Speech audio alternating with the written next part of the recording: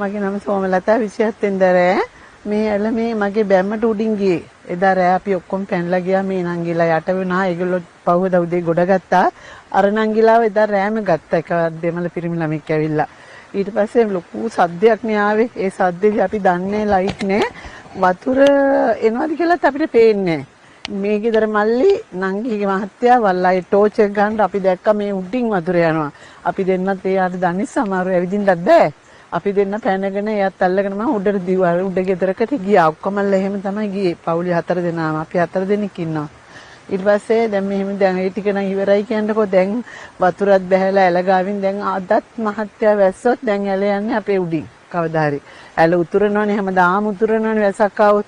ඉතින් බලන්න අපේ ගෙදර අවදානම් අර කණු තුනක් උඩ තියෙන. කිව්වේ නෑ අද මම ග්‍රාමසේක මහත්තයාට කෝල් කරා දැන් උදේම මොකද්ද වෙන්නේ කියලා බලන්න. රැයට හරි සද්දයි මහත්තයා. නිදියන්න බෑ දඟලනවා කෙන්දිරි ගානවා හරියට මෙහි. අර දඩබඩ ගාලා සීට් උඩින් පැනගෙන දුවනවා.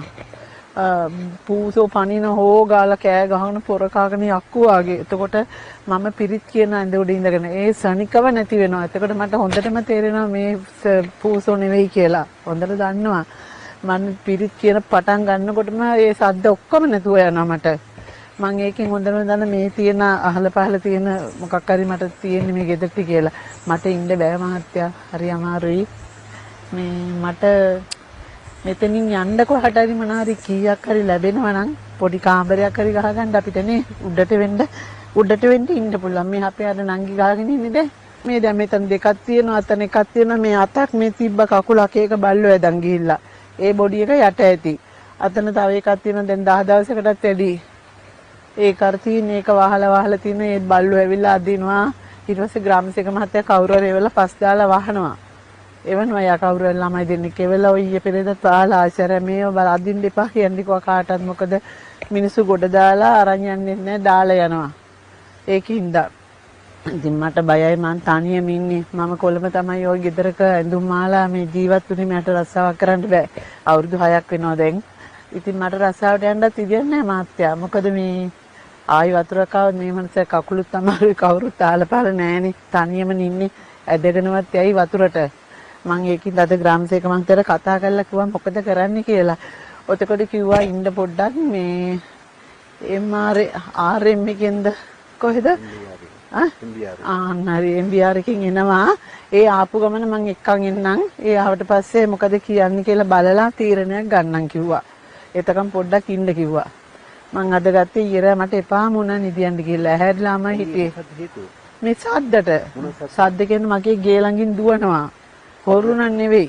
මට දන්නේ මොකක් හරි තියනවා දෙයක්. දුවන සද්දය එන මේ සීට් කැලි උඩින් පනිනවා. කෙන්දිරි ගානවා. ඕ ගාල සද්ද මහත්තයා. මට හරි බයයි ඉන්න කවුරුත් නැහෙනේ. පහුගිය දවස් මේ නංගිලා අපේ ගෙදර නිදිය ගත්තද ඒගොල්ලෝ අර හાર્ඩ් එකක් ගහගත්ත නිසා ඒගොල්ලෝ ගියා. දැන් මට හරි බයයි ගෙදර ඉන්න මං එකින්ද උදේම ග්‍රාමසේක මහත්තයාට කෝල් කරා මේක බෑ මහත්තයා සද්දත් එක්ක ඉන්න බෑ. ලොකු වතුරක් ආය ආපු ගමන මේ කණු තුන පහත් වුණොත් ඉතින් අර ආයිනට දාපු ගල් ටික ඔක්කොම අර හොදන් එවිලා පල්ලෙහාට. ඔතකොට මේක පහත් වෙලා අරක මේ සිමෙන්ති දාලා නැහැ මහත්තයා මම අතින් සිමෙන්ති අනලා අර ගාලා තියෙන්නේ. අර සර්පය රින්ගනින්ද අතින් සිමෙන්ති අනලා ගාලා නැත්තම් පස් දාලා ඔය ඇතුල් කරලා තියෙන ඔය ගල්. ඔතකොට මේ ගේ හරි බයයි මට ඉන්න. මම නැති වෙලාවට අර මිනිස්සයව මට තනියෙන් තියලා යන්න බෑනේ මහත්තයා. මම රස්සාවට යන්නේ නැහැ. දැන් මාසයක් වුණා. මේ හරිය ගඳ කියන්නේ පහුගිය දවස් ටික හොඳටම ගඳයි. දැන් අර අවුව වැටෙනින්දා පොඩ්ඩක් වේලෙනකොට ගඳ අඩුයි හුලන් පාරට ගඳ එනවා. අපි උයාගන්න බත් එක කන්නේ විසි කරන කණ්ඩ අප්පිරියයි. මිනි දැන් නම් 19 මහත්තයා ග්‍රාමසේක මහත්තයා ගොඩ ගත්තා. ඒවා වල දැම්මත් එක්ක.